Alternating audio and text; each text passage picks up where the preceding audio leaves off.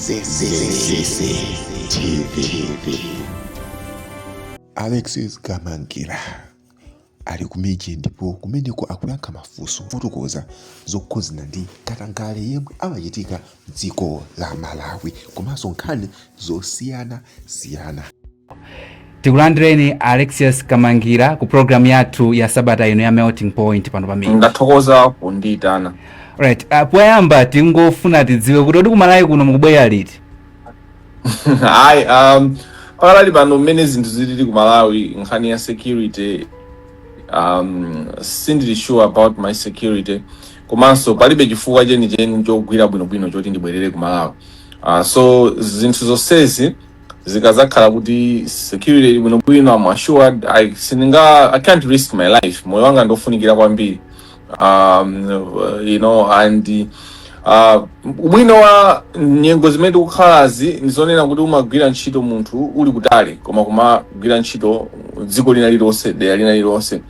Technology yathandizira kunena kuti zambiri zisakhale zovuta kupanga, kuti even ukakhala kuti suli mziko limene ufuna kugwira ntchito kubweranso ku Malawi kwa ine si holiday. Nkamazabwera ku Malawi ndzakhala ndikubwera kugwira ntchito, kusatumikira dziko. Ndizabwera ku Malawi ndikakhala ndi zeni zofunikira kuti ndibwere ku Malawi. Nditakubwera next week, ndikhoza kubwera mawa, ndikhoza osabweranso moyo wanga onse. It's not important. What's important is zofunikira ndikuti kodi ndikupindulira bwanji dziko langa. Tiyambie ponena kuti how can you assess pakadali pano the current political and economic situation ku Malawi, ngakhale kuti suli Malawi kuno physically, komano you can be able to kusatira zomwe zikuchitika mziko. What can be your general assessment pamene zinthu zilili? Choyambira nchonena kuti mmene zinthu moyo ukhalira masiku ano, ine mutha kudabwa kuti ndikuziwa zambiri zimene zikuchitika mu Malawi kuposa anthu ambiri amene ali ku Malawi. Chifukwa chacho kuti munthu umaziwa zinthu ukakhala ndi interest, komanso ndi anthu ambiri amene amandithandiza kundipasa information, kundiziwisa mmene dziko likuyendera. Kunena mosapshatira, dziko lathu sizikuyenda. Zinthu zambiri zikuwonongeka. Choyambira nchonena kunena kuti tisaiwale kunena kuti sipanathe chaka chivotereni usogoleri wa President Arthur Peter Mutharika. Yes. Kumusankhaso kubwerera pa mpando chivotereni 2020 ija.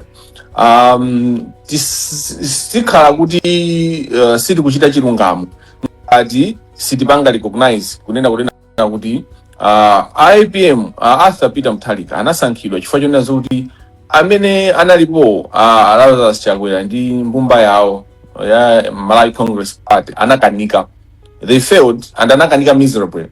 And kukanika kwa Chakwera kunali komvetsa chisoni komanso ndikukhuza kwambiri chifukwa anapasidwa goodwill of everyone, all political parties, even people that were in DBB. The people amene amakonda dziko la Malawi, even at DBB, they had given Chakwera, Vice President wake, led Saulos Klaus Chilima, goodwill. And muzaona kunena kuti Chakwera ndi Chilima anagwira ntchito mwina 2-3 years, anthu akungoachemerera. Chakwera amati akangovala suit sikumene, look at president, Chakwera amati akangoyankhula kuti it's an honor, and it's an honor. They were not even people, and to sit mapanga even pay attention. Kuti chani Chakwera. People, I'm sorry mapanga pay attention kuti dziko likuenda bwanji. Ichitu chinali kuti anthu anapasa goodwill, anthu anafunira zabwino, ndipo aliyense anali ndi chiyembekezo. Tikamayang'ana za Tonse Alliance, the philosophy was brilliant. The high five. Kanthu amakumbukira zimenezo high five. Servant leadership, ujeni rule of law, omabari. Anati bwitika amaboza ambiri mbiri sindikufuna kutaya nthawi. Komano that's how the politicians do zinthu zawo. Anthu amakhulupirira kuti amakonda kubwatika. Ndibodza politician. What is politics? Tikamati politics limene ine nikhoza kutanthauzira kuti politics ndi utumiki, utumiki pa kayendesedwe ka dziko, chichewa chake ndime chocho. Now tikanena kuti politics ndi kuyendetsa dziko, and kuyendetsa dziko mokomera anthu amene asankha, anthu amene akuyenera kuwatumikira. So zomanena kuti andali ndimene amapangira, imeneyo ndikachikhalidwe koyipa, it's a wrong culture. Tikuvomereza zinthu zolakwika, what I call normalization of abnormalities. Zinthu zimene zimayenera kumati zizilisa thupi tingoziyang'ana, and izi zimachitika munjira yambiri, and zimachitika mmoyo mwa munthu wakhala kuti moyo wako pang'ono ukapanga choyipa sukuziletsa, ukapanga choyipa kenako the conscious imapanga die down kuti mpakana suzindikiraso kuti upanga choyipa. So this is where the state is, kunena kuti zinthu zimene sizikuyenera kuvomerezeka, zimene sitikuyenera kuti kuzivomereza timati ndale amatero. And ndanena kale kunena kuti politics is not ndale. The definition kapena translation ya politics ndi kuyendetsa dziko, kuyendetsa zinthu, you know. Now let me come back. Mafusa kuti zinthu zili bati. Yes. Zinthu sizili bwino. Ngakhale kuti tinaichosa MCP, tinachosa achakwera chifukwa analephera mwantu waga kulepheratu mosapshatira aso kuti zakanika, and anavomereza okha in many speeches in the final year in 2025. Mukaona ma speech achakwera ngakhale slang ya American tongue inasintha, chizungu mmene amayankhulira 2020 inasinthira kuti munthu kuona kuti munthu idu chichewa chijajamba kubwereramo. Even 2 weeks before election anthu sanapite kukavota, olo i week anazayankhula kuti anthu akundipanga chipongwe, fiweyo zikuchitika chonchi ndisankheni kaye kena kundichosa anthu anangoti izi tichokose. Koma now tili ndi Arthur Peter Mutharika ngati president wathu, palibepo tsogolo limene likuoneka. So what we are saying, chimene ndikunena lero pafunso lanu Robert, sindikunena kuti IPM alephera kuti palibe boso tsogolo. Chomwe ndikunena njonena kuti mmene ayambira sanayambe bwino. Mmene ayambira President Arthur Peter Mutharika ayamba molagi, we don't see the foundation, because we need to see chawino zinthu sizisintha lero, sizisintha after 10 months. Komano we should see a foundation kuti ichi chimene akupanga ichi zithandiza kunena kuti dziko lisinthe choncho. What is happening is cosmetic economy, you know, they're doing cosmetic economics. Zinthu zooneka ngati kuti zithandiza koma zingo ndizaka period kochepa kenako chikampulikire, you know, zili ngati bala loti latani laola kapena likuola, ndi bala lija momoti apite ku chipatala akalitsuke akachose pati yomwe ikuola ija, kenako akapakepo mankhwala kenako nkumanga. Peter Mutharika boma lawo akutenga bandage ya nyuwani ndikumanga babala paja, ndikumanga babala zimene zozo kukamaona kunja ungoona bandage yoyera ya nyuwani kuti bandage bala lija lomwe nalachakwera ija sitikulionaso, at least bali bandage yoyera koma pansipo bala lija likuyamba mphusi. That's the status of Malawi today. Imeneyo ndi mene status quo ya Malawi lero. Bala limene achakwera analisiya, bala limene MCP analisiya, IPM angopanga po bandage loyera koma mkatimo mphusi. Chabwino mwina what do you believe kuti are some of the biggest challenges yomwe boma likumana nawo pakadali pano? Because I understand kuti kuyang'ana manifesto awo omwe amafotokozera amaoneka kuti ndi manifesto omwe ali ndi tsogolo labwino. Yes. So what do you believe are some of the biggest challenges omwe boma likumana nawo? A couple of them, but zonsezo zikugwera pansanamira ya good governance, bad governance, yomwe ikuteka oimakanika mukayang'ana kwenikweni pa rule of law kuti malamulo adziko akugwiritsidwa ntchito kapena sakugwiritsidwa ntchito. Then nziti zimene ndingapereke isanzo ndingokambapo zitatu chifukwa cha nthawi. Choyambirira ndichonena kunena kuti nkhani ya chakudya, amene ajawo anabwera ndi ndale zokunena kuti chakudya anthu sazakhala ndi njala bla bla bla bla, and iwo aja kampeni ya mapepa ndi zakudya, even amaenda ndi chani ndi sailo, amaenda ndi nkhokwe ndi azimayi akupeta, and zimene zija chifukwa dziko lathu tili pa basic sitinafike ponena kuti dziko lija tikulisintha kufika tili pa basic chimene chimavutika mdziko muja ndi chakudya the basic anthu akuvutika alibe chakudya. Now what did they do when they came? Anabwera amene muja ndikumenya ndale zawo ndikusokoneza market ya chakudya, mtengo wa chakudya uja ndikutsika, which was good, but it was good for just some months. Ndi zinthu zosintha zinthu pa nthawi yochepa chabe ndi mpango zikankhani glass. It's an emergency economy. What they did there was an emergency economy. Why? The cost of growing that means zimene anthu analowesa kuti akolole zimene anakolola zija ndi ndalama zimene amalandira kuchokera ku zokolola zija parallel anthu amapezeka kuti akupeza in negatives.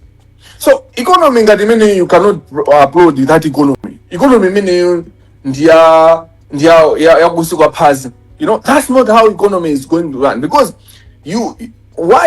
chinthu chimene munthu investment yomwe apanga munthu amayenera azituka ndi chopindula chake. So economy yambira imene yachakudya imene anabweresa APM ndi boma lawo anayendesa boma mwa gangster amene pachapo market ya chimanga ankangomenya manifesto kapena kuti zoyankhula zosokoneza market. They did the gangster to farmers. What this tells is kuti alimi abwerereso kumunda akalime chimanga chija sizitheka. In fact zomwe zinachita is theft, but it's what we call systematic theft. Dziko linabera alimi, linabera anthu amene analima chimanga, koma is of course is also tingane kuti zosatira za ndale zozerezeka za umbava wa achakwera. Chifukwa achakwera ndi gulu lawonso they were holding the maize. Analima chimanga chija and analima chimanga ambiri mwa iwo ndi ngongole zochoka ku NIF. Chuma cha Malawi anachigwirisa ntchito kulima chimanga chija ndikumachisunga ndikuchikweza. So muona kunena kuti anthuwa mbiri yawo kapena kuti tikana kuti running the affairs of the people, it's no longer kuti anthu aja kuyendesa dziko. Anthu aja they are running a scheme kuti anthu tiabera bwanji, amangopeza kuti akupeza IMCP zimela mabanga, ITP nawonso angoyang'ana kunena kuti koliti abera bwanji. So I'll give you an example connected to nkhani yosisa. Anthu aja anamenya ndale yonena tikakula chimanga ku Zambia to bring panic to the farmers kuti chimanga chitiolera ku Zambia kuja imeneja aloza mbirizi baso they were stealing. They didn't chimanga chinachokera kutiko. Did you see kuti chimanga anagula ndalama zingati and chimanga chambiri bwana. But Alex 3 months later 3 months musana fusa manema 3 months later Admark akunena kuti ndi chimanga choti changona. How are we running the country? Ndi boma la magangster basi tingoyendesa boma mwa gangster. So ndangonena point mozi. Yeah, go ahead, you wanted a certain clarification. Yeah, so I just wanted to so I was saying kunena kuti you have mentioned Lozambirizi, so I should treat that as an allegation, right? Kuti you are just alleging kuti anaba koma you don't have evidence. Malawi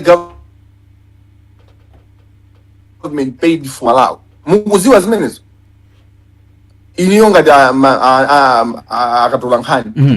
Do you know how much money mukuziwa kuti ni ndalama zingati zimene boma la Malawi linapeleka ku Zambia ndipo ndi chimanga chambiri bwanji chimene chinapeleka ku Malawi mukuziwa? Did you take recording? Did you take a record of this? Okay, fine. So I was saying kunena kuti bungwe la NFRA lanena kuti pakadali pano kwa bwera ma metric tons okwana 100,000 achimanga ochokera ku Zambia. Komanso chaka chatha tinalandiranso mdziko muno it was around 100 metric tons iso yachimanga. So mu toto yonse boma linanena kuti ufuna kugula ma metric tons okwana 200,000 from Zambia. And ndalama zomwe mafuna kugwisa ntchito it was around 200 billion. Zimene zozo adazifotokoza. So what are you saying when you say kuti boma sina bwere poe? Okay, so you see Mr. Robert mukugamba za zimene boma lina fotokoza kwa inuyo. So mukugamba zimene inuyo ngatatola nkhani nake anapita background ndukapanga verify ndukapanga find out, and that's pamene pomwe pamene tikukanikana pamene sitikumvana kunena kuti boma likukuza kuti panga chakuti koma no have you followed up kuti Wayankhula bomazo ndizoona even akuza za metric tons kuti ndichimanga metric tons hotel tindichimanga tikufuna tigule chimanga so vuto la imene ndili nawo ndionena kuti ndife anthu amene sitimakhala ndi chidwi pa zinthu zimene tikuyenda kukhala nazo chidwi atulankhani inu ifeyo ngati ama citizens eni dziko komanso wina aliyense amene ali ndi chidwi pamene dziko mmene likuyendera boma linabwera kutiuza zinthu zambirimbiri koma ndi nthawi how many times boma labwerapo kutiuza zinthu zabodza how many times has government come and lied to the nation many times so vuto langa ndionena kuti kunena kuti mwachula a minister of agriculture Rosa Fach Mbilizi koma muli ndi umboni ine ndikunena kuti umboni ndinawo koma umboni woyambirira inuyo mupite mukapange follow up kuti ndalama zimene munapereka Malawi kwa ku Zambia pogula chimanga ndizi ma transactions ake ndi awa chimanga chimene inabwera ndichi muchione ma metric tons akunenedwa ndeni mafusa so kunena kuti muziwe kuti imene ija inali njomba amajesa njomba dziko la Malawi 3 months or 2 months later boma litagula chimanga apparently itagula chimanga ku Zambia Admark inabwera kuzanena kuti ndi chimanga chambirimbiri you know cha zaka zomwe zambuyo so you wonder kuti so no boma limakagula chimanga ku Zambia chifukwa chani pamene mungazozera amakujesani njomba dziko linajesedwa njomba anango zembeza so the conversation I would want us to have kapena kuti mkambirano wathu pa nkhani imeneyi tizikamba kuti inu what information do you have on this aspect ineyo ngati lawyer ngati mukufuna kuti ndipereke umboni I can also take umboni ku SCB kapena nditu ku court pamene SCB kapena prosecutor the director of public prosecutions akubweresa milandu pa court against these criminals amene akubera dziko la Malawi now ndimakamba nkhani ya chimanga so far after Peter Mutharika president wa dziko la Malawi waenda bwanji ndenda kamba za chimanga zi failure of leadership. Second issue imene ningabwerese kwa inu ndi nkhani ya chuma cha dziko mene chikuyendera kwacha mene ikuyendera adabwera kumene anthuwa they were manipulating the kwacha by my first statement kodi tu economy imayenda by what people are saying many anthu angonena kuti azikuyenda chonje ukuoneka kuti kuthamanga economy jema bezeka kuti so anthu aja anabwera ndi tima sweet talk they sweet talk the economy but you can't run the economy with sweet talking zinaoneka ngati kwacha ija ikupanga recover but on the ground mukapita kuseri ukaona kuti kwacha ijatu sizikuyenda zinthu zili chani zikuonongeka zikupitirira niwonongekabe and izi zili established under my report IMF World Bank. I'm not saying these institutions are our solutions. These institutions are actually there to finish us off. IMF kapena kuti World Bank imagwira ntchito pokapoka ngati muli ndi asogoleri amene mitu yawo ikugwira ntchito mitu yawo akuyang'ana kuti atumikire dziko ngati dziko economy yake ikuyenda bwino IMF ija imabwera ndipo World Bank imabwera ndikuthandizana koma ngati dziko lili kuyenda ngati chikamphulikire ikuyenda ngati Donia ndege ya Donia IMF ija imabwera ndikumalizaso kukumalizana chifukwa ndi makhala mulibe choice chifukwa ndi makhala muli desperate and they take advantage those people amabwera kuzapanga so economy ya Malawi sikuyenda kwacha ili more unstable ma business sakuyenda especially ma business anthu amene akuyenda zinthu moyera anthu amene sapanga zakatangale anthu amene safuna kupanga zakatangale anthu amene safuna kudula zamadulira chachitatu chomene chaumaliza chimene manena kuti ndipereka zitsanzo zitatu chifukwa cha nthawi chachitatu chimene mungaziwe kunena kuti dziko IPM likuwakanika so far zisizikuyenda ndi nkhani ya katangale corruption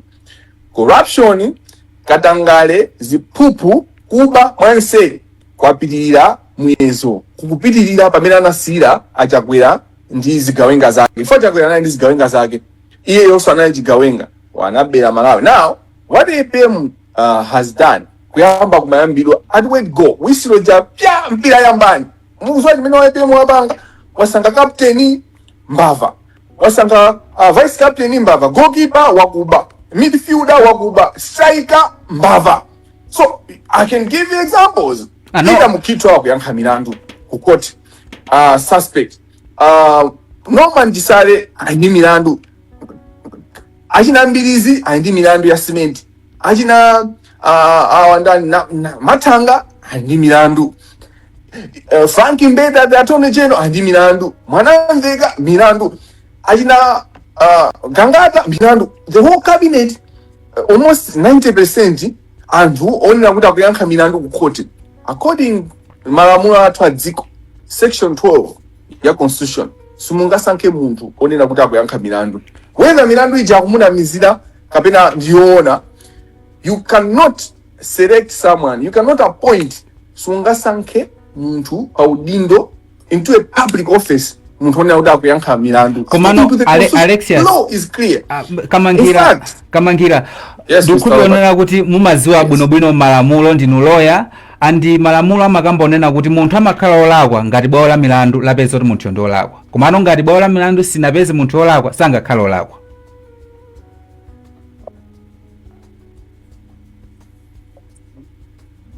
That's very true. In fact, that's why chifukwa chake anthu aja sitinango atenga ndikukayika kundende. Achina Robert, achina Chisayachi, achina Peter Mukitu, achina Namatanga, achina Gangata, achina Frankie Mbeda, achina anthu osewa awatu kanena Mwanamvega. Si sali kundende, ali kundende ngati akuyankha milandu. It's because of the principle yonena kunena kuti someone is innocent until proven guilty. But this principle, kapena kuti mfundo iyi yonena kunena kuti munthu amapezeka amakhala olakwa pokapo kakotika ne olakwa, sidima gwira when you are appointing someone into a public office. Timvane pamenepo ukamasankha munthu into a public office, munthuyo sakuyenera kukhala kuyankha milandu. The principle ya you are innocent until proven guilty works within the criminal justice system. Kuti munthu uyi simungamuyike kundende ndikumweruza nkungomusiya kumene kumamusa na mpezo olakwa. I hope we understand each other. Yukwati maphatikiza nansanganya kwambiri amalawa.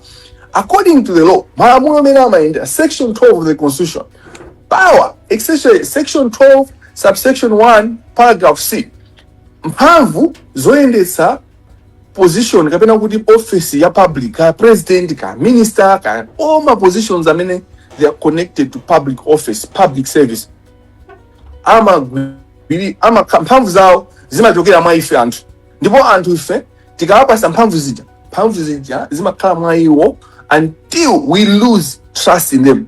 Mpaka na pamene ife tingataye chikhulupiriro mwa iwo. So munthu onena kuti akuyankha milandu are you getting me? Munthu onena akuyankha milandu tilibe chikhulupiriro mwa iye kaya until the court clears them. This is why mu public service muli interdiction.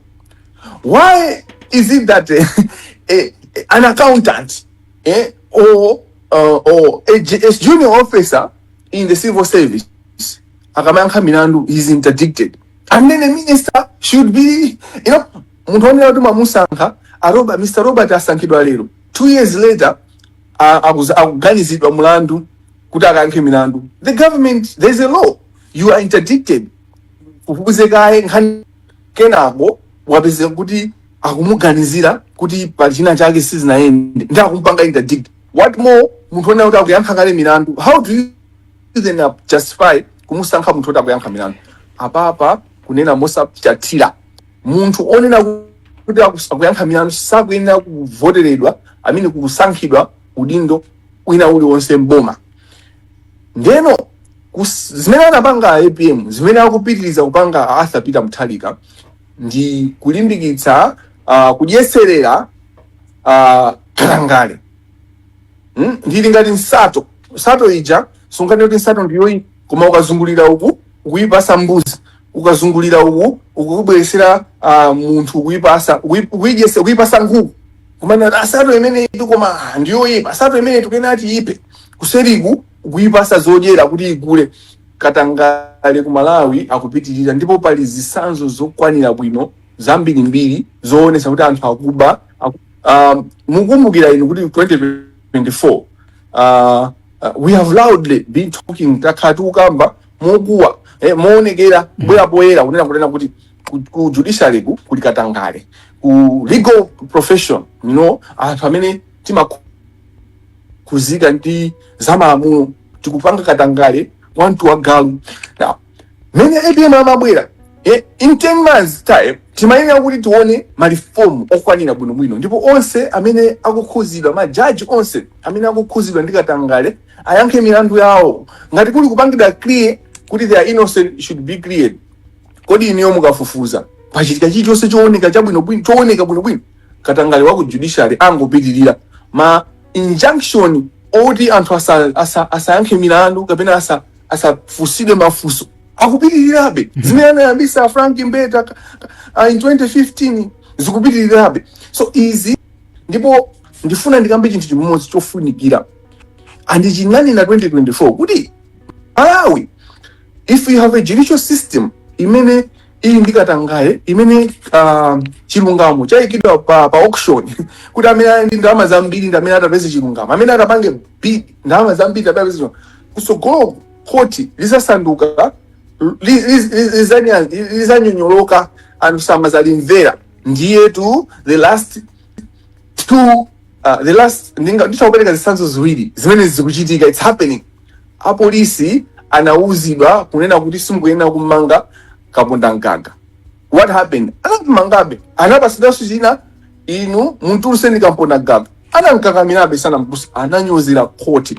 Chachiwiri, koti lambedza munkhani yakazamira ndi banja lina lija zokhuza malo, anapereka malo kuti ndambali nayo, koma ndikupereka injunction yonena kuti pakadali pa stay, what we call a stay, chiletso chonena kuti alisi asapitepo pa malopo, ambali owina aja asapitepo. 2 days ago or a day ago abanja lina aunjikana imene yotu ndi contempt of court, ndipo ni mulandu.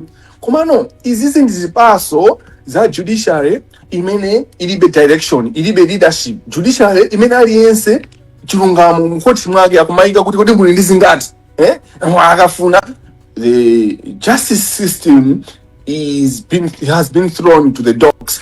Kuti palibe tsogolo lenileni limene likuona nde kusogoloko these things will get worse where anthu samalemekeza ziganizo za koti, chifukwa tonena kuti kotiyo lakanika kuzilemekeza lokha. Ndikhulupirira kuti mukumvetsa bwino. Ndakumvetsetsa bwinobwino mmene zinthu zimene ndikufoto to account its own officers. Ngati sakuyendera bwinobwino, ngati sakusatira chilungamo, ngati sakuyendesa nkhani motengera nkhani imene ili mafacts komanso malamulo zimene akunena the law, then anthu amatengano kuona kuti izi satira ise nthawi anthuwa akuti ulowa njala. Okay, fine. So I was saying kunena kuti ndiwe mmodzi mwa anthu amene wakhala kuyankhulapo pa nkhani zokhuzana katangale, mwina muchizungu makamba kuti one of the whistleblowers. So nkhani yayikulu yomwe wakhala mwa imodzi mwa iyo ndi yokhuzana kugulidwa kwa Ameris Hotel, zomwe zidazapangisa onena kuti kuchitike mpaka na kafukufuku wa ku nyumba ya malamulo omwe mpaka dali pano ripoti yake sinatuluke.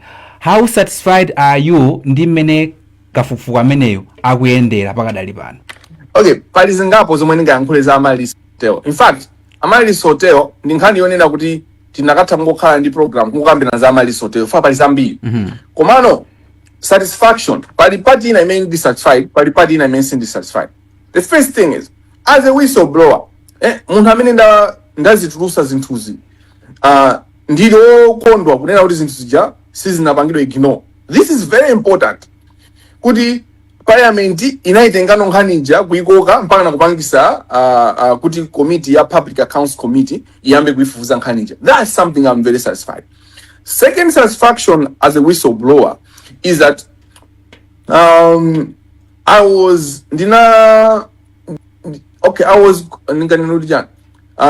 zinaonesadi kuti zimene manena ndizoona kujenija inquiry jetayamba inquiry jetayamba chilichonse chimene ndakhala ndikuyudza dziko la Malawi on Ameris Hotel has been true. I have been right. Kuti anthuwa akusokoneza ndi wakuti ngati mukumbukira bwino kumachitika ma press briefing, kumachitika press breathing ya HRCD, kunachitika breast breathing ya ina Boni Kalindo, kunachitika breast breathing ya tia my citizens with chanja kaguti magulu timapanga press conference and amazena kuti ya mwanamveka so lakwa ena sangi mbeta sisi kumukuza ena Kamangila akutukwana Kamangila zonseezi anthu onsewa atu ali kuti ali chete ine I'm still standing. You know, they have been embarrassed by the facts. Many inquiry ija inatukusira zinthu anthu mene anthu anaonanso kuti abado anthuwa akutiyesa njomba. Komanso ku Malawi kwazaza ma activist amene akumenyera ufulu wa mimba zawo kuti mimba zawo zizikhuta. Ndeno mukuona kuti ndiyati sikuyenera kulina kuatchula nokha mukuona. Chomalizira chimene ndasangalala nchonena kuti Amalis Hotel scandal where the awawa amene amasunga chuma cha pension choti anthu akapuma pa ntchito mboma azilandira ma trustee amene wawa zaonekeratu kunena kuti anthufe Amalawi tilibe manyazi ndi kupanga zoyipa, tilibe manyazi ndi kuba chifukwa chani despite kupatula ngakhale kuti mchichewa chomveka muno ngakhale kuti umboni ulipo wananu umboni deal umboni wochuluka opanga implicate anthu amene palibepo desire to arrest, prosecute and convict these criminals palibepo. Ndeno komano satisfaction yanga ikuchokera pati, satisfaction yanga ikuchokera ponena kuti zaonesa inquiry ikupanga expose anthu mene amanamira kuti anthu amangonama kuti tifuna tithane ndi katangale ndi woyipa kumbaliku ndi amenenso akudya ndi amene akulandira ndalama kuchokera kwa achina Yusufu kuti azitibera dziko lathu zipita kusauka. Ma MP aja amene aja ndi opsa kwambiri, amene aja ndi enablers achina kansiyamo achina kansiyamo aja amene ajawo ndi amene akulongoswa kuti katangale uja azipitirira. They are allowing amawapasa ma red carpet these Asians. Just to mention a few, it's not only Asians amene amapeza kuti akutibera koma amwenyewa akumapasidwa red carpet ndi akatangale amapita ukatapa za campaign, amapita ukatapa zawo zomwe amanena kupanga campaign koma akufuna kuyesa iwo ndi banja lawo. Amalis Hotel yaulula zimenezi komanso chachikulu Amalis Hotel yaonesa kunena kuti anthu aku private sector awawa amabankiwa awa ma trust fund kaya Nico kaya Audi Mutual kaya FDH Bank kaya National Bank ndi mbava ndi gulu la mbava akamatusa malipoti awo kuti tapanga 100 billion tapanga 10 billions isi tazindikira sopano kunena kuti ndalama zake ndi misonkho yanu akukuberani. They are part of this syndicate. For Amalis Hotel ndi chisanzo chimodzi chimene chaonesa mmene zinthu zimayendera zatiwukira zonse poyera. Ndipo tithokoze Mulungu komanso tithokoze onse amene anawo because ntchito imeneyi kuti ziwululike sine ndekha, pali anthu ena amene sindingatchule amene anabweresa information on my desk and ine kuyiunguza information ja ndikupeza background kupeza kuti anthu watu ayina George Jaffu ajina ndandani ajina Frank Mbeda including the ACP director kuti zinthu zochita kuoneka kuti nkatangala anazilola kuti zinthu zaziduse anthu amene amakupasa information ndamboma kapena aku private sector kapena mzika zongokhuzidwa chabe. Iyi ndi gulu momwemo amufandi momwemo anthu ongokhuzidwa private sector ndi it's all sectors. I work with people from different professionals and sectors, even on Amalis, even ako hotel komweko and ako hotel komweko they have given me information. So information anthu ali ndi information ndipo musazana mizidwe bwana Robert anthu Malawi umbava anthu akuuziwa ndipo zonena kuti evidence palibe, evidence ilipo chimene anthu amaopa ndikuti kodi what will happen to me afterwards, which is what we have to work on kunena kuti pamene anthu mukulola katangale kuti amene mizu you are in danger, you are in more danger than mukaulula zinthu zija, because mukaulula zinthu zija anthu aja amakhala kuti they are different makangati mwachosera zipolopolo makangati anthu aja ndi mfuti inde koma mfuti wawo ulibe chani ulibe zipolopolo koma silence is what enables the cartel Katangale akupitirira chifukwa chokhala chete, chifukwa chongoyang'anira zinthu.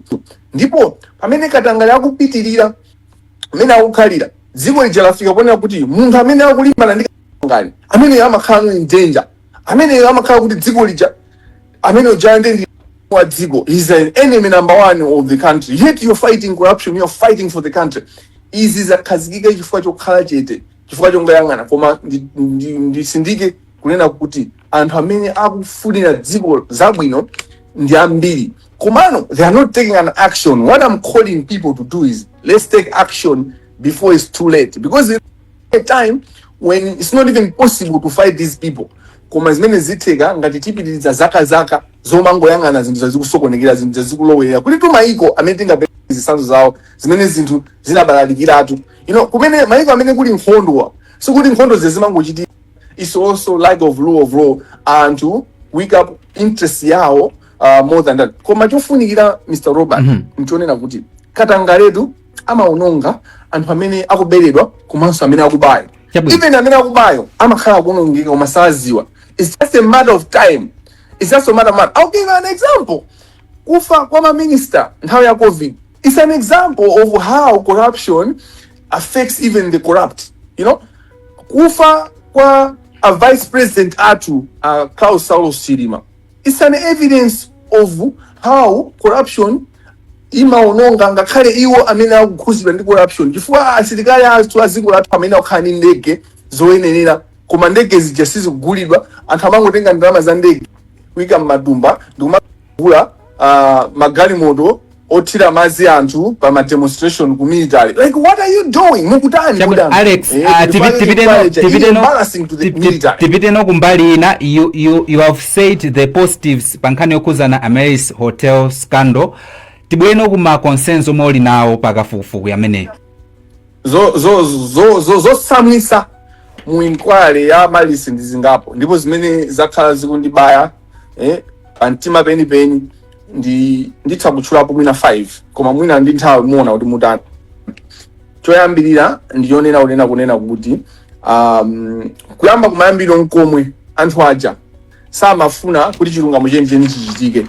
Mukumbukira kuti Attorney General amathawa samafuna kupita ku inquiry kuti mpaka na the third time of asking ndi pamene Attorney General janatani anazuzatu wabwera pa inquiry. Chimenechi chinasokoneza inquiry from the beginning. For Attorney General japafunikira nthawi imene ananena cabinet committee jaitangonena kuti tabwerani kuno amene abwere, koma Attorney General uja amachedesa amatolera ndalama.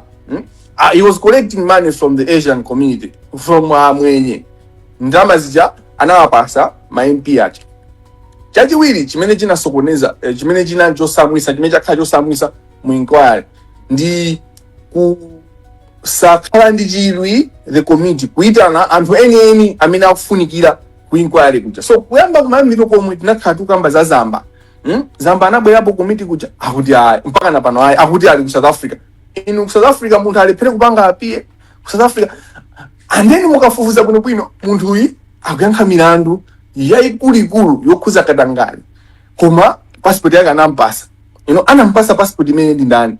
You see kunena kuti inali nditu syndicate munthu chakuti amuthawise kuti zinthu zasaululike zambiri atetezane. Chachitatu chimene chinachitika, okay, ndikambe pomwepa polepheresa anthu kuti asabwere.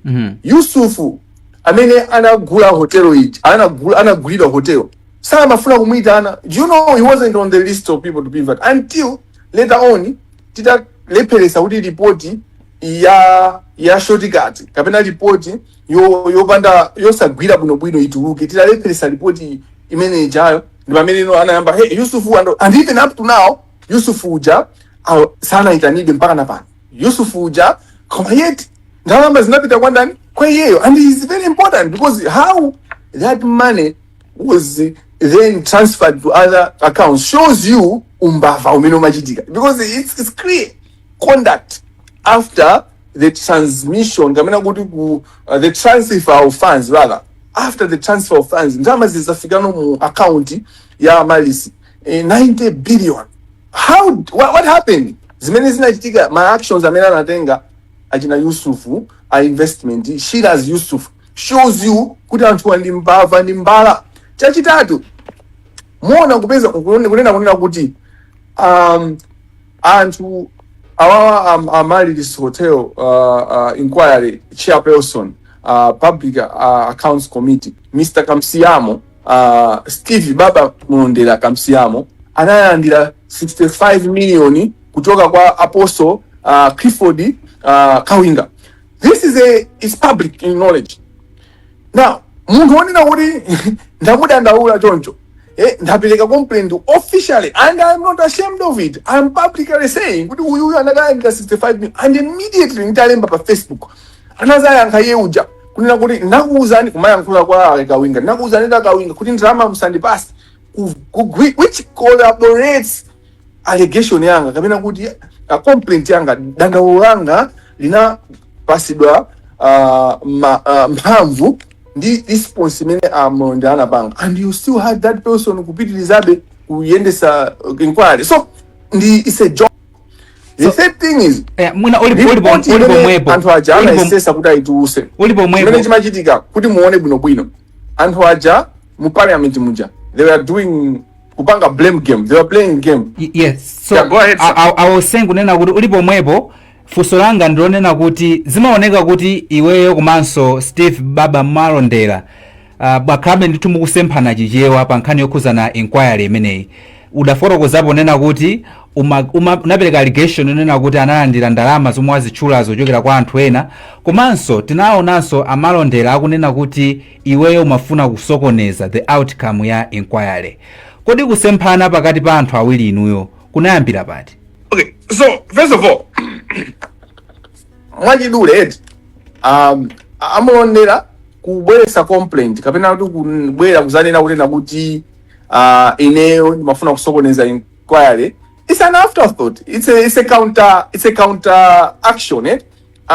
It's an afterthought. I don't know if nizili clear. Kunena kuti anapanga izi pakupsha mtima chifukwa cha kuti nanenera WCB chifukwa iwo aja anakati ndoyera mtima kamene afuna kuyendesa zinthu anakabwera ku dziko kuliuza kuti Kamangila afuna kusokoneza inquiry ine ndisanatuluke mukumvetsa pamenepa.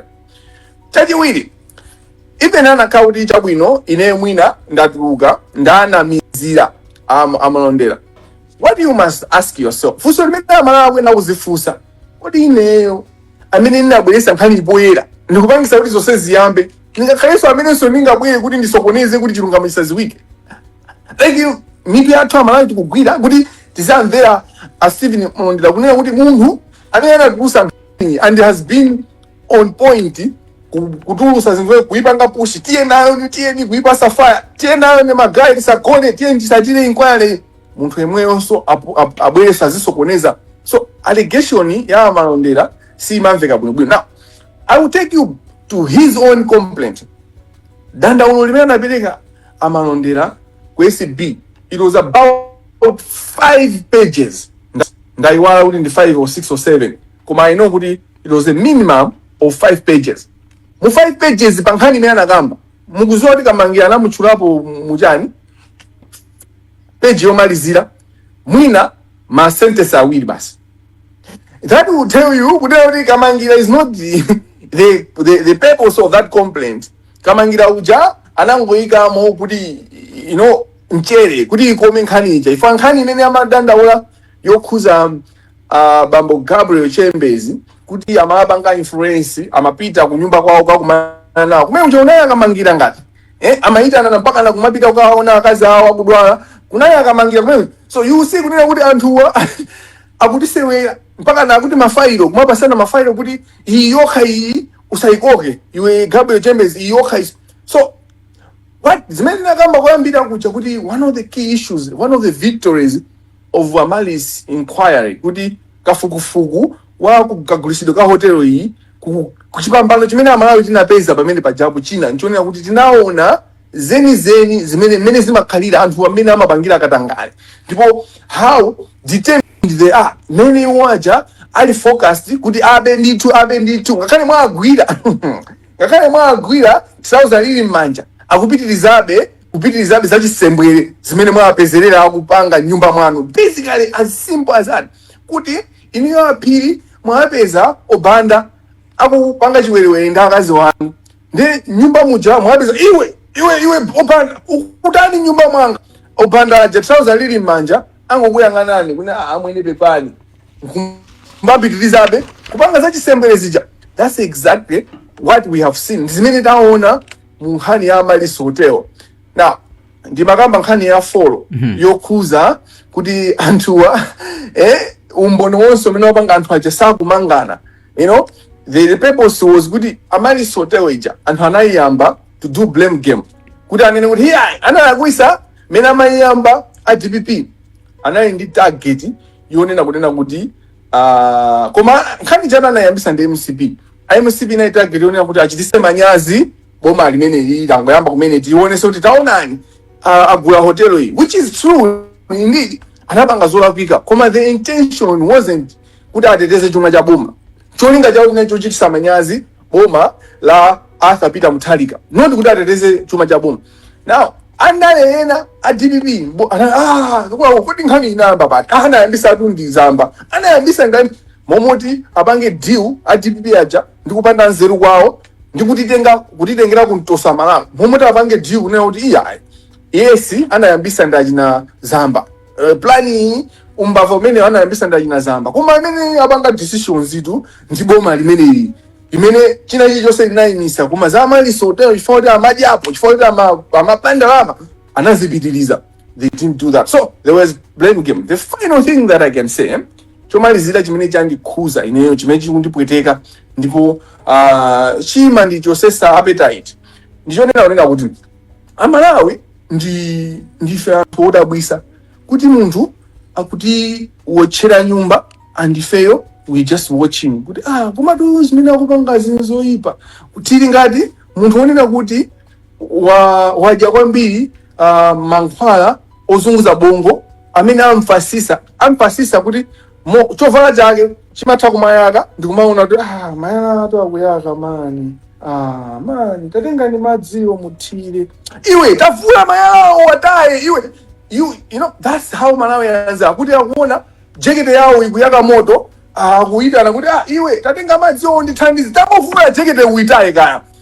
That's chimene chikundipweteka kwambiri kuti nkhani ya Maliso Hotel umboni ndi koma Malawi they are okay basi kupeze kuti akatenga injunction kapena kuti akachosa what we call restraining order chuma chikakhala kuti chikuganizidwa kuti chuma ichi nchakuba ndalama izi zikuchokera mu mbava uko chimayenera kuti chisungidwe kuti chisasunthe chikhale restrained to protect public resources and to protect any resource imene ili timati process of a crime. Now Maliso Hotel mene umboni uja wayendera ndi mmene nkhani ija ili kuyamba kumayambiriro chuma chimene cha 90 billion ija ikuyenera kugwiridwa yonse ndi koma mupeza makoti akulimba mtima akuti ICB mwatantani tiye ndipange grip and Amalawi they are laughing ife timaziwa ife palibe chimene chingachitike chabwino tipiteso ku ndizokwitsa Kamangila tipiteso ku nkhani ina yokhuza na inquiry yomwe pakadali pano ili mkati yokhuza na ngozi ya ndege yomwe inachitika mu chaka cha 2024 maganizo ako ndotani pamene inquiry imene ikupitirira ukuiona kuti ikuyenda bwanji? Yambirira ndinene kunena kuti Amalawi tikuyenera kuti tizikhala ndi umunthu choyambirira tizikhala ndi umunthu. Now kukhala ndi umunthu siku kulimbikisa zikhulupiriro zopepera za lack of accountability just because anthu anafa pa ngozi ndi kuti tisaganize tisiye kuganiza tizilira inu. We should be focusing on kuti zinthu zimene zisazachitike, so tipange focus in protecting and cause njira inefficiencies kuti zimene zisazachitike. Ambuye Yesu anauza anthu ena ake kunena kuti ndi Satan. Anthu ajana dikira ndikaye wina anena kuti ndikaye ike kali maliro abambo anga. Anamuza kuti iwe asiyena anthu akufa ayikane ukhaoka amene aunisa ene anyamule mtanda ndi Satan. Ambuye Yesu ankapanga deal ndi zikhulupiriro zina zimene timakhala nazo. Usamayankhula za anthu akufa alole ni mzimu wawo use mumtendere. Ino akuuza ndani kuti sakugona? Akuuza ndani mzimu wa you think kunena kuti zimene tikupanga pa dziko lapansi panopa basi chifukwa kuti timamnena Adolf Hitler chimwalire nadovita ndikuti panopa basi mzimu wawo dovita sumagona. Why do we talk about Kamuzu mpaka na pano? Tima munena Kamuzu kuti Kamuzu ankapanga nkhanza. Why? Tima munena uyu ndani Bingu Professor Arthur Professor Bingu Muthalika ankhama munena mpaka na makuti anagwisa zakuti anthu akumzuzu pa 21 June or July anaphedwa anyamata chifukwa cha nkhanza za Bingu in 2011. Now, kodi ndikupita kuti ngozi imene inachitika kuchikangawa ndi ngozi ndithu.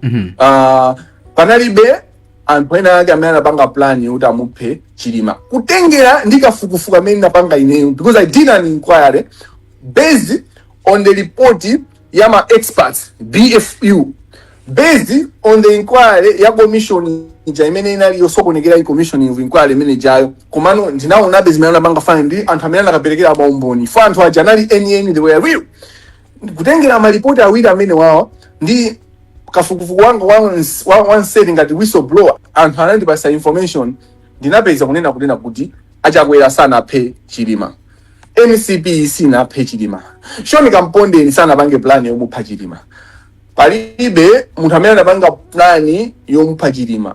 Amalawi siti konda chilungamo kuti kumapeto kwake munthu alanena zimene zikuti chakwera sana aphe iwe soli gulu waja ndalama wada inu tabonesa ni umboni kodi just bring umboni wonena kuti awa anatere ndipo zinaenda palibe. We lack tukuyendesa dziko ndi rumors. We can't run a country with rumors. We can't run a country with vendetta. Yes, Chilima was lost. Yes, anali anthu ambiri amene ankamponda Chilima ndithu, anali anthu ena amene ndi hope mwa Chilima kuti anakhala president zinthu zinakasita mala koma zimenezo it's no longer a chance. It's no longer a possibility. Sizingatheke basi tiyangane chitsogolo. My comment on the inquiry that is happening ndichonena kuti zili ndi zabwino kungosangalatsa anthu inquiry iji koma in terms of reality inquiry major is a waste of public resources. It's a waste, and you should do atuankhani mufufuze unena kuti ndalama zimene zikuongedwa pa inquiry ndi zingati, because that's important, and then inquiry cheni chimene ubwino wake ngakhale ili a waste of time yaonesa mene Katangale amasokonezera defense system yathu. Ifeyo du Amalawi tili pantetete, Amalawi tu tilibe military yoti ingatiteteze. Ena ake atalimba mtima kuti akubwera maviete, ena ake atalimba mtima. Mozambique itafuna kuti ilande dziko lathu, Tanzania itafuna kuti ilande dziko lathu. Yes, amenya atilale upper ground chanjanja koma tilibe atilale, tilibe arsenal, tilibe zida za nkhondo. How can you have a military without planes, without opanda ndege? Military yopanda ma drones. Military yathu ili nsanza, koma usanza umeneyo si nkhani yakuchepekedwa kokha, nkhani yagona ndiyo kuti ndalama zonse zimene zimapita ku military kuja anthu akugawana, anthu akhala kugawana for years. Even in ndalama za specific zimene parliament iye mapanga provide akumagawana zogula ndege. Iyi ndiyo gula ndege, either they will not buy completely the plane or akagula chipapa china chake ku China abweresa chipapa chija and ayuza zunesata olabanga move every time anthu afuna ajepo. That's when you're saying kuti economy military yathu ili masanza okaoka. Corruption yatika pa chiopsezo ngati dziko tilibe defense force. We don't have a defense force. How can you have a defense force yopanda zida? And izizi zikuchita kutuluka koma general nyake usukutiso akuluza tu ndi anthu amba Kamangila amene akupeka zimenezi. The army chiefs onse opuma Valentino Pili wapanga confirm uyu amene ali panoyi Jaff army commander wapanoyi angaso confirm koma captain andamwi wala dzina kananena kuti koma to andale tikapanga zinthuzi tiye ndiziganizira dziko ma decisions athu ndiziyangana dziko kumene kujatu ndikulira kwa msilikali. Msilikali akulira because iye uchakuzuwa zambiri zimene sangayankhula, ananena kuti anachita kupepesa utaona mwina amaliwongo ndi adani kuti adani amene amatifunira zoyipa mwina akutimveraso anapepesa nditu koma that's what we should take. Amaba actually dziko tukwena tisegule kuti kodi corruption ya ku military yaenda bwanji. Sanene kuti yeah, it's a national security issue. Which security? Which security? Mulibe ndege ndi ndege zomwe. Mkwamba za security yake itiyo. We should open up the can. Kuti tuone kuti what is there? Kuti ku military amajandala mandindani. Amene ama ngugu imene ya kusilikali. Akunyosola tubirose ife kungoti sira mitu ni makosi ndindani. Chabwino pamene tikupita no kumapetro funso langa ndionena kuti what legacy do you want to leave for the country ngati weyo Kamangila, what legacy do you want to leave for the country? Ine sindikufuna kusiya legacy inali yonse. Chimene ndikufuna ndikungokhala in truth to myself. I want to stand up for truth. I have always, you should ukambira onse kumbuyo kandi ku primary ndiri ku secondary ndiri ku college, I've always been a pursuant of justice. Ndakhala munthu amene ndimathamanga kuonesa kuti chilungamo chioneke pamalo. And so access to justice has been my issue, and I will continue kumenyerera kuti chilungamo chiyende ngati madzi. And zonsezi katangale itu ndikumenya nkhani ya katangale chifukwa ndi barrier ya access to justice. Chimene chikatangale amasukuniza kuti chilungamo chiyende ngati madzi. So I don't want to leave any legacy. I just want to live my truth. I just want to live with truth. I want to live because you only live when you speak your mind, when you are open. And how many they are not living. They are in prison, failing to speak their mind. They are failing to live their truth. And how many amakhala afa asanafe ineyo ndili moyo. Ndipo ngakhale ndizapeze kuti ndizafa ndithu chifukwa ineswa muyaya koma ndizakhabe moyo chifukwa cha moyo umene nditakhale ndikukhala pano umenewo uzandipangisa kuti ndizakhale I should live in eternity. So ineyo sindimafuna kusiya legacy inali yonse. I don't want to live any legacy. I just want to live my truth. It is up to you ajina Robert Zanla koma nyamala manager legacy yake ndi yandevu amasunga ndevu. That's you to do. Ine singalo ine legacy yanga ndimafuna ayi. Chabwino. You are in. I want to live now. I don't want to live legacy. I just want to live now, to live my truth now. Zosi ya legacy zimene zozo mwasira akulu kapena kuti anthu amene saganiza bwino. Chabwino.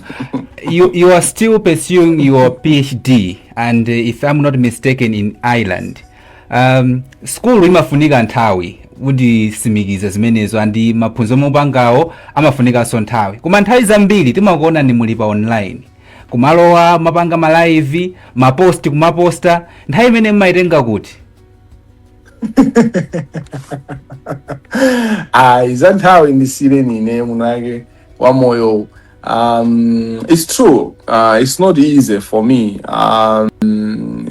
It's very hard actually. Ndizovuta kwambiri and ndizopweteka chifukwa chonazo kuti moyo wanga umasokonekera. Momoti ndipange zinthu zobweretsa ndalama. Si skulu yokha imene ndikuyenda kupanga kunoko. Ndikuyenda kuti ukakhala kunja ngati kunoko umapeza kaganyu, kaya koputa nsapato, kaya kotani, kaya kopanga research, especially as pamene ndikupanga maphunziro anga ngani kuti kachenjede kapena chani a PhD chingotero. Umatha kupeza mimwa yopanga research komanso maina kumalemba ma articles upange publish. By now I should have published mwina 2 or 3 articles already. Koma sindi kudandaula kwambiri za ineyo chifukwa so ningo kumasukirane kunena kuti research yanga is on access to justice for people with psychosocial disability. Kuti ufulu opeza chilungamo kwa anthu amene akutengedwa kunena kuti ali ndi ulumali wa maganizidwe. Kuti kodi anthu amene wawa akapita mu criminal justice system akapeza kuti akuganiziridwa kuti alakwa, kodi amalandira chilungamo? Ndi zimene zizi. Now in the course of that, mene ndimayamba PhD yanga kena kunapeza kuti I'm caught up ndi saga ya Salima Sugar Company imene nazanena unata chigamu ichi cha Amanda sichinaende bwino Katangale. Kenako system ya Katangale ija they cartel on me. So I needed to fight. Then inapeza kuti PhD ija ikupangida affect ndi chani ndi nkhani yanga yonena kuti look, ababa ku Malawiku chilungamo sichingayende ngati katangale choncho. Now on the scheme of things mukasiyangana zonsezi nkhani ya research yanga it's very small, it's specific kwa anthu a ulumali wa maganizo amene nkhani ya corruption is broader. So I measure kunena kuti kodi pamene papa siningasiye zakatangalezi just because I want to protect. So zonsezi ndikupangira limozi chondigwera chindigwere. Chabwino. Tilekere kwa lero pamenepo, tithokoze kwambiri Alexius Ndisatire matafari. Chabwino. Tithokoze kwambiri kamba kupatula nthawi yako ndikuziwa ndiwe munthu wa busy mwinaso pakadali pano umayenera kuti mwina upange post chinthu china chake koma tinaba nthawi imeneyo kuti ticheze mu program yathu ya Sabata ino koma tithokoze kwambiri kamba ka nthawi imeneyo.